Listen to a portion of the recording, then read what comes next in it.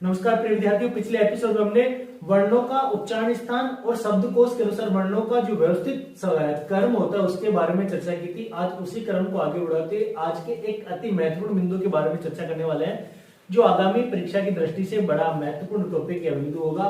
तो आज का हमारा बिंदु है उपसर्ग। हम उपसर्ग बिंदु के बारे में चर्चा करने वाले हैं।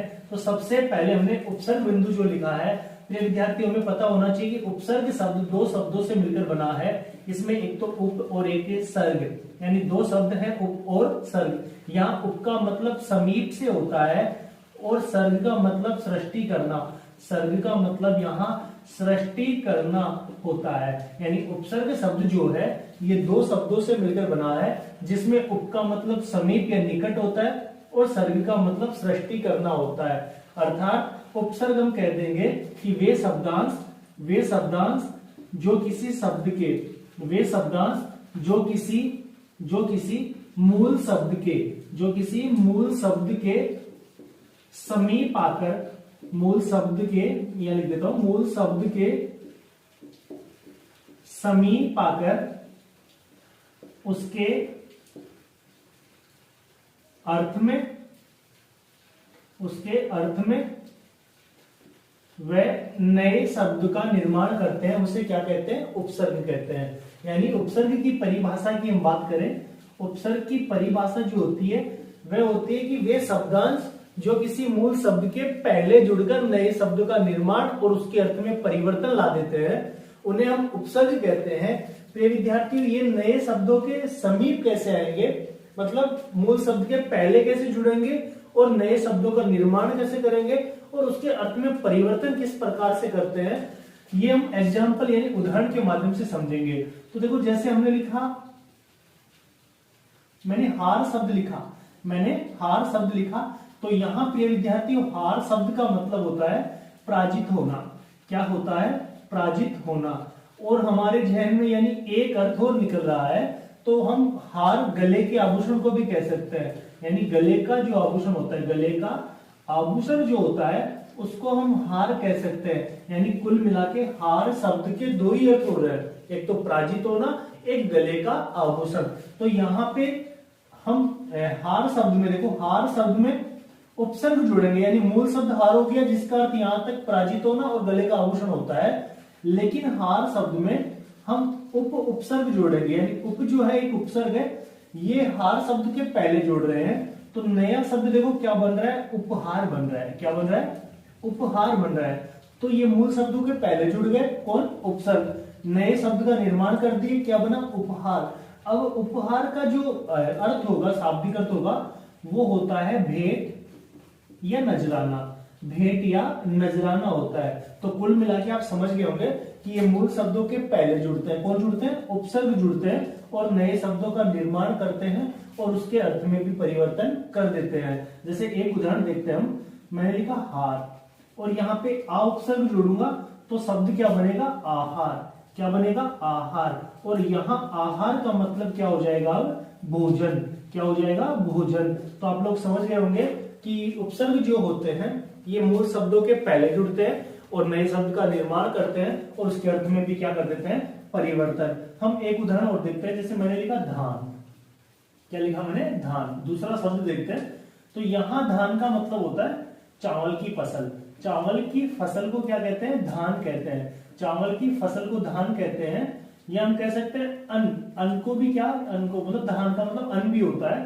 तो देखो यहाँ पे हम वी उपसर्ग जोड़ेंगे और मूल शब्द हमारा क्या है? धान है। तो नया शब्द क्या बनेगा? विधान। नया शब्द क्या बनेगा? विधान। और अब विधान का मतलब क्या हो जाएगा? कानून। क्या हो जाएगा? विधान का मतलब कानून। यानी मूल शब्द धान था, यहाँ पे वी उपसर्ग मूल शब्द के पहले जुड़ा, नया शब्द इसमें क्या बना? विधान बना और अर्थ में परिवर्तन हो गया। क्या बन गया? कानून। तो कुल मिला के हम कह सकते हैं वे शब्दांश जो किसी मूल शब्द के पहले जुड़कर नए शब्द का निर्माण करते हैं और उसके अर्थ में परिवर्तन करते हैं, उसे हम उपसर्ग कहते हैं। उपसर्ग शब्द दो शब्दों से मिलकर बना है, उप प्लस सर्ग, जिसमें उप का मतलब समीप और सर्ग का मतलब सृष्टि करना होता है।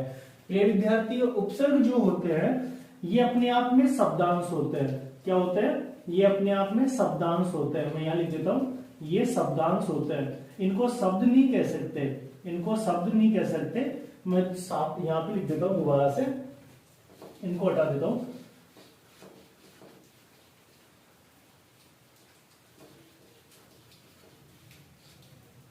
देखो उपसर्ग के बारे में जो महत्वपूर्ण तथ्य है, नंबर 1 की बात करें तो ये शब्दांश होते हैं। क्या होते हैं?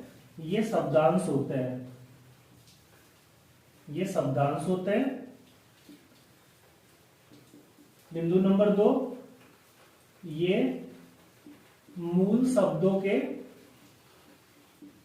पहले जुड़ते हैं। ये मूल शब्दों के पहले जुड़ते हैं। कौन जुड़ते हैं? उपसर्ग। मूल शब्दों के पहले जुड़कर क्या करेंगे? नए शब्दों का निर्माण, नए शब्दों का निर्माण व अर्थ में परिवर्तन, व अर्थ में परिवर्तन, अर्थ में भी क्या करते हैं? परिवर्तन करते हैं। कौन करते हैं? उपसर्ग करते हैं। इसके बाद में देखो नंबर 4, बिंदु नंबर 4 की बात करें, इनका अलग से कोई अर्थ नहीं होता। इनका अलग से कोई अर्थ नहीं होता, इनका अलग से कोई अर्थ नहीं होता है। प्रिय विद्यार्थियों, उपसर्गों के साथ में अधिकांशतः, उपसर्गों के साथ में अधिकांशतः संधि नियम लागू होता है। संधि नियम भी लागू होता है, जबकि प्रत्ययों के साथ में नहीं होता है। फिर से यहां तक का एक बार समझने का प्रयास करेंगे। उपसर्ग शब्द जो है ये दो शब्दों से मिलकर बना है, जिसमें उप प्लस सर्ग है। उप का मतलब हम समीप से लेते हैं, सर्ग का मतलब सृष्टि करना होता है। उपसर्ग का जो परिभाषा होती है वो होते हैं वे शब्दांश जो किसी मूल शब्द के पहले जुड़कर नए शब्दों का निर्माण और उसके अर्थ में परिवर्तन कर देते हैं, उन्हें उपसर्ग कहते हैं। प्रिय विद्यार्थी, जैसे हमने हार शब्द लिया, हार का मतलब यहाँ पे पराजित होना या गले का आभूषण होता है। इसमें भी या उपसर्ग हमने जोड़ा है तो उपहार बना है, नया शब्द उपहार बना और जिसका शाब्दिक अर्थ हो रहा है भेंट या नजराना। इसी प्रकार हमने आ उपसर्ग जोड़ा, शब्द बना था हमारे पास में आहार, और आहार का मतलब यहाँ भोजन से हो रहा है। इसी प्रकार प्रतिहार होता है, प्रहार होता है, संहार होता है। तो इस प्रकार से बहुत सारे शब्द होते हैं। तो यहाँ पे उपसर्ग का मोटे तौर पे जोड़ होता है, ये मूल शब्दों के पहले जुड़ते हैं। इनसे संबंधित कुछ महत्वपूर्ण तथ्य होते हैं। यहां से परीक्षा में प्रश्न बनता है कि निम्न में से उपसर्गों के संदर्भ में कौन सा कथन सत्य है और कौन सा असत्य है। तो हमें कुछ तथ्य भी पता होना चाहिए कि ये अपने आप में क्या होता है? शब्दांश होता है। उपसर्ग अपने आप में क्या होते हैं? शब्दांश होते हैं। देखो ये शब्दांश होते हैं। शब्दांश से मतलब है कि शब्द प्लस अंश, यानी शब्द का एक टुकड़ा होते हैं। कौन? उपसर्ग। ये मूल शब्दों के पहले जुड़ते हैं, या ये मूल शब्दों के पहले जुड़ते हैं और नए शब्दों का निर्माण व उसके अर्थ में क्या करते हैं? परिवर्तन करते हैं। कौन करते हैं? उपसर्ग करते हैं। इनका अलग से कोई अर्थ नहीं होता। अधिकांशतः उपसर्गों के साथ में संधि नियम भी लागू होता है। यहां तक का हमने समझने का प्रयास किया है। इसके बाद में प्रिय विद्यार्थी हम समझने वाले हैं कि हिंदी में जो उपसर्ग हम पढ़ते हैं या हमारे पाठ्यक्रम की दृष्टि से हम देखें तो उपसर्ग बिंदु यानी उपसर्ग के प्रकार की बात करें, उपसर्ग के प्रकार की हम बात करें तो उपसर्ग के प्रकार देखो, हम 3 प्रकार के उपसर्ग पढ़ते हैं। जब हमारा पाठ्यक्रम होता है उसमें जैसे हिंदी पाठ्यक्रम में उपसर्ग बिंदु जोड़ा गया है, हिंदी के पाठ्यक्रम में पुलिस एसआई के पाठ्यक्रम में उपसर्ग बिंदु जो ऐड किया गया है, तो हम उपसर्ग पढ़ रहे हैं। तो उपसर्ग हम 3 प्रकार के पढ़ते हैं। कितने प्रकार के? 3 प्रकार के, जिसमें एक नंबर होता है संस्कृत के उपसर्ग। कौन सी भाषा के? संस्कृत भाषा के उपसर्ग, संस्कृत के उपसर्ग। नंबर 2 की बात करें तो हम पढ़ते हैं हिंदी भाषा के उपसर्ग। कौन सी भाषा के? हिंदी भाषा के उपसर्ग। 3 नंबर पे हम पढ़ते हैं विदेशी भाषा के उपसर्ग। कौन सी भाषा के? विदेशी भाषा के उपसर्ग, विदेशी भाषा के उपसर्ग। यहाँ पे हम भाषा शब्द ऐड कर देंगे सभी में। तो हम उपसर्ग 3 प्रकार से सीखने वाले हैं। एक तो संस्कृत के उपसर्ग, एक हिंदी भाषा के उपसर्ग और एक होते हैं हमारे पास में विदेशी भाषा के उपसर्ग। प्रिय विद्यार्थियों, संस्कृत के जो उपसर्ग होते हैं ये हिंदी भाषा में भी हूबहू हम पढ़ते हैं। यानी संस्कृत भाषा के जो उपसर्ग है इनका प्रयोग हिंदी में भी जो का त्यों कर दिया जाता है। इनको हम तत्सम भी कह सकते हैं, ध्यान रखना। संस्कृत भाषा के जो उपसर्ग होते हैं इनका एक नया नाम है तत्सम उपसर्ग, तत्सम उपसर्ग भी कह सकते हैं। और हिंदी वाले को हम तद्भव उपसर्ग कह सकते हैं। कौन से? तद्भव। और विदेशी जो भाषा के उपसर्ग होते हैं इनको विदेशज भी कह सकते हैं। क्या कह सकते हैं? विदेशज उपसर्ग भी कह सकते हैं। प्रिय विद्यार्थियों, संस्कृत भाषा के जो उपसर्ग होते हैं ये इनकी संख्या 22 होती है। इनकी संख्या 22 होती है। इनकी संख्या 22 होती है, ये निश्चित है, 22 होते हैं ये। जबकि हिंदी और विदेशी भाषा के उपसर्गों की संख्या निश्चित नहीं होती है। कुछ किताबों में 22 भी होते हैं, कुछ में 22 से ज्यादा भी होते हैं, कुछ में कम भी होते हैं। इनकी संख्या निश्चित नहीं है। जबकि संस्कृत भाषा के जो उपसर्ग होते हैं इनकी संख्या निश्चित 22 होती है। और हमारे ध्यान में ये आ रहा होगा कि गुरुजी परीक्षा में प्रश्न आता है तो देखो हिंदी का हम परीक्षा दे रहे हैं, मतलब पुलिस एसआई का हम परीक्षा दे रहे हैं या किसी भी कॉम्पिटिटिव एग्जाम का हम एग्जाम दे रहे हैं, और वहां पे हिंदी का जो पेपर, हिंदी विषय का जो पेपर है यानी हिंदी सब्जेक्ट में अगर प्रश्न बनता है और वहां पे हो कि उपसर्गों की संख्या होती है, उपसर्गों की संख्या होती है, उपसर्गों की संख्या होती है, तो वहां हमें दिमाग नहीं लगाना कि इसने हिंदी के बारे में पूछा है, संस्कृत के बारे में पूछा है, विदेशी के पूछा है। हमें केवल और केवल विकल्प देखने हैं, विकल्प देखना है। और विकल्प में हमारे को दिखेगा 21, 22, 23, 24। तो हमें सीधा सीधा करना है कि उपसर्गों की संख्या कितनी होती है? 22 होती है। यहाँ पे संस्कृत ऐड करें तो भी 22, संस्कृत, हिंदी, विदेशी ना दे और सीधा सीधा पूछ ले कि उपसर्गों की संख्या होती है, केवल हिंदी लैंग्वेज में अगर प्रश्न हम कर रहे हैं तो यहाँ पे हो जाएगा 22। उपसर्गों की संख्या कितनी होती है? 22। और इसके बाद में हम सबसे पहले संस्कृत के उपसर्ग पढ़ने वाले हैं। कौन सी भाषा के पढ़ेंगे? संस्कृत के उपसर्ग पढ़ने वाले हैं। यहां तक आपको अच्छे से समझ में आया होगा। हम संस्कृत के उपसर्ग पढ़ेंगे जिनकी संख्या कितनी होती है? 22। जबकि हिंदी और विदेशी भाषा के जो उपसर्ग होते हैं इनकी संख्या निश्चित नहीं होती है। तो देखो सबसे पहले हम संस्कृत भाषा के उपसर्ग सीखने वाले हैं। मैं यहाँ लिख देता हूं संस्कृत भाषा के उपसर्ग। संस्कृत भाषा के उपसर्ग जिनको हम हिंदी में भी हूबहू पढ़ते हैं। संख्या की बात करें तो कितना होते हैं? 22 होते हैं। देखो सबसे पहले हम बात करें प्र, प्रा, अपे, समय, अव्वे, अनु, अति, अधि, अभि, प्रति, परि,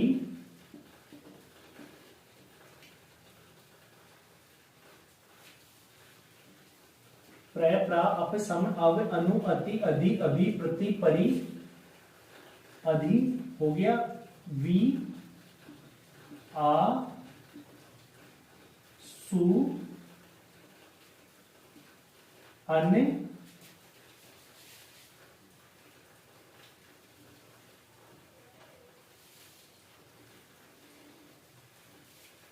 अन के बाद में नी,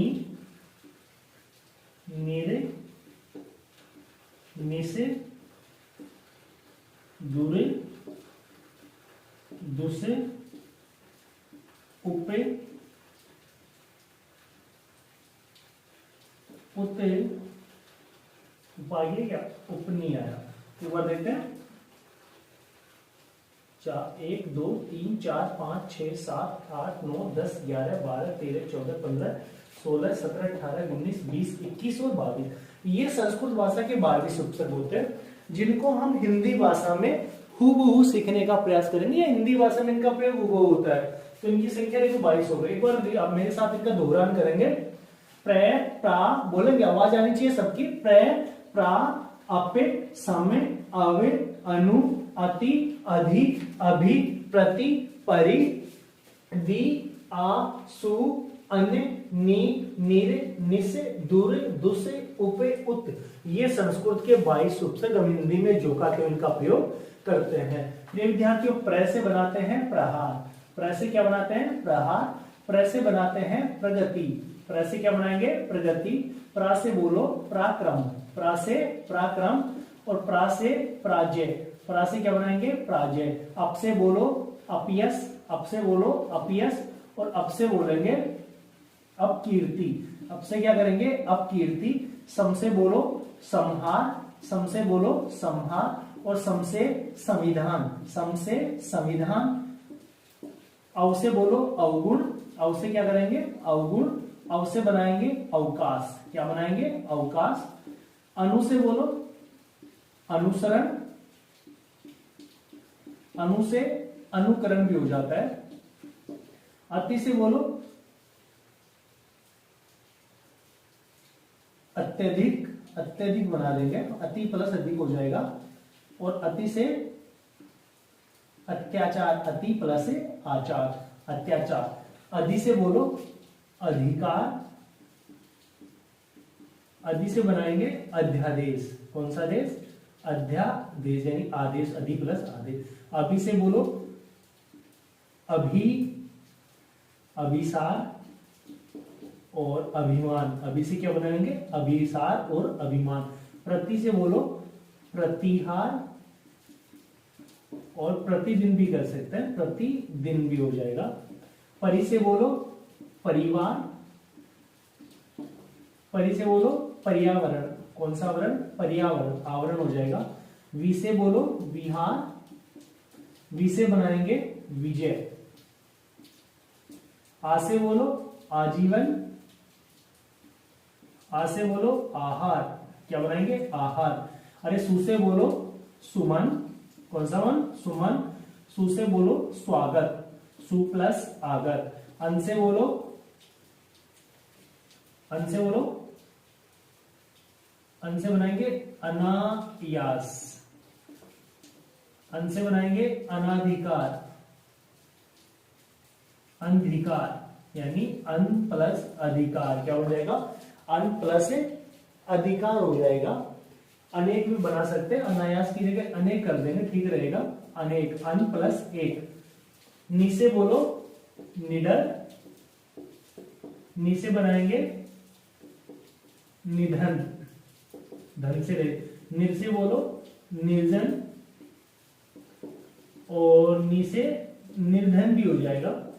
निस से बोलो निश्चय, और निस से बोलो निष्फल, क्या बनाएंगे, निष्फल। अरे दुर से बोलो दुर्जन, और दुर से बोलो दुराशा, कौन सी आशा, दुराशा। दुस से दुष्फल, और दुस से दुष्चरित्र। उप से बोलेंगे उपहार, उप से बनाएंगे उपधान, उपधान का मतलब तकिया होता है। उत से बोलो उज्जवल, उत से बनाएंगे उल्लेख। तो ये थे हमारे संस्कृत भाषा के 22 उपसर्ग, और इनसे बनने वाले कुछ इंपोर्टेंट शब्द थे। और भी बन सकते हैं, ये नहीं है कि दो दो ही बनते हैं। और भी आप, जैसे मैंने 2 लिखे हैं, तो आप कम से कम 3 और बनाएंगे, कम से कम 5 उदाहरण करने का प्रयास करेंगे। तो ये हमारी संस्कृत भाषा के जो उपसर्ग होते हैं, हिंदी में इनका जोगात्य प्रयोग होता है। इनकी संख्या 22 होती है, जिनको तत्सम उपसर्ग भी कहा जाता है। जो विद्यार्थियों, इनका एक बार अपन दोहरान करते हैं। देखो, प्र से बोलो प्रहार, प्र से प्रगति, प्रा से पराक्रम, प्रा से प्राजय, अप से अपयश, अप से अपकीर्ति। अरे सम से संहार, सम से संविधान।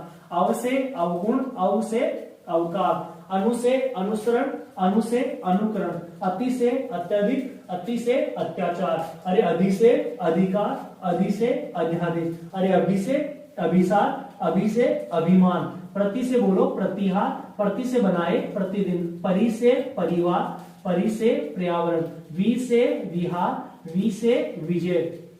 आ से बोलेंगे आजीवन, आ से आहार। सु से सुमन, सु से स्वागत। अन से बोलो अनेक, अन से अंधिकार। नि से निडर, नि से निधन। निर से निर्जन, निर से निर्धन। अरे निस से निश्चय, निस से निष्फल। दुर से दुर्जन, दुर से दुराशा। दुस से दुष्फल, दुस से दुष्चरित्र। उप से उपहार, उप से उपधान। अरे उत से उज्जवल, और उत से उल्लेख। ये थे प्रिय विद्यार्थियों हमारे संस्कृत भाषा के 22 उपसर्ग। इससे पहले हमने उपसर्ग के बारे में चर्चा की। उपसर्ग जो होता है ये 2 शब्दों से बना है, जिसमें उप का मतलब समीप और सर्ग का मतलब सृष्टि करना होता है।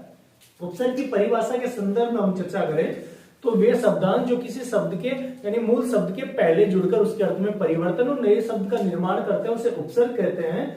और उपसर्ग हम 3 प्रकार के पढ़ते हैं, जिसमें सबसे पहले संस्कृत के, फिर हिंदी भाषा के और फिर विदेशी भाषा के। उपसर्ग के संदर्भ में कुछ महत्वपूर्ण तथ्यों के बारे में हमने जिक्र किया था कि ये शब्दांश होते हैं, ये मूल शब्दों के पहले जुड़ते हैं, इनका अलग से कोई अर्थ नहीं होता, ये नए शब्दों का निर्माण करते हैं और उसके अर्थ में भी परिवर्तन करते हैं। तो विद्यार्थियों कभी कभार यानी अधिकांशतः उपसर्गों का प्रयोग संधि नियमों के साथ भी कर दिया जाता है। अब हम बात करते हैं कि आपके समझ में जो परीक्षा की दृष्टि से जो प्रश्न बनता है, तो एक प्रश्न के बारे में हम चर्चा करेंगे कि एग्जाम की दृष्टि से एक उदाहरण कैसे आएगा, यानी परीक्षा में प्रश्न कैसा आएगा, इसके बारे में हम जिक्र करते हैं।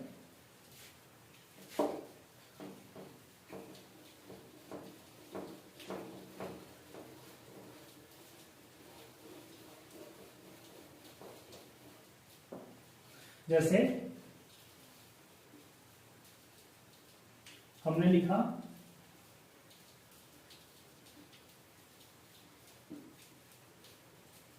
दुष्फल, ए 4 विकल्प बी सी डी। ए में दु, सी में दुस, डी में दुस, डी में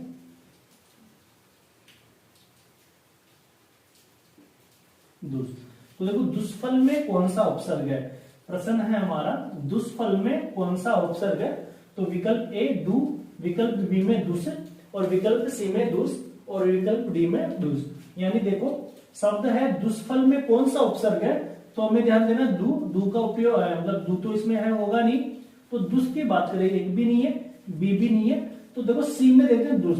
तो प्रिय विद्यार्थी यहाँ पे दुस में देखो ये दु से मूर्धन्य से भी है, विकल्प में आपको डराने के लिए ऐसा भी देगा, मतलब विकल्प ऐसा भी हो सकता है। तो ये हमारे पास देखो उपसर्ग है दुस, जिसमें दंतेस है, दंतेस से का प्रयोग हुआ है, वो भी कौन सा, हलंत दंतेस है। दुस में ये उपसर्ग होता है, दुस में दुष्फल में मूर्धन्य से का प्रयोग हुआ है। तो हमें ध्यान मतलब हमें ध्यान में रखना है कि जो मूर्धन्य से शब्द में आया है, लेकिन उपसर्ग की दृष्टि से दंतेस सही होगा और हमारा उपसर्ग जो है दुस यही बनेगा। देखो यहाँ उपसर्ग में हमने दुस दंतेस से का प्रयोग किया, वो भी हलंत है, यहाँ इसने पूरा भी दिया लेकिन आपको अधूरा वाला करना है, तो विकल्प सी हमारा ठीक होगा। इसी प्रकार हमारा निस के साथ होता है, निश्चय में तालव्य से है और निष्फल में भी मूर्धन्य से है। तो प्रिय विद्यार्थी उपसर्ग की दृष्टि से हम बात करें तो इसमें दंतेस से का ही प्रयोग होगा। आप मेरी बातें अच्छे से समझ गए होंगे, उपसर्ग बिंदु भी आपके जहन में अच्छे से समझ में आया होगा। हम अगले एपिसोड में हाजिर होने वाले हैं हिंदी और विदेशी भाषा के उपसर्गों के साथ। तब तक के लिए आप हमारे साथ बने रहिए, हमारे चैनल को लाइक कीजिए, सब्सक्राइब कीजिए, ज्यादा से ज्यादा शेयर कीजिए, ताकि हम आपके साथ में जुड़े रहें और आपको अधिक से अधिक हमारा जो भी वीडियो है वो उपलब्ध करवा सके। आज के लिए इतना ही, बहुत बहुत धन्यवाद प्रिय विद्यार्थियों।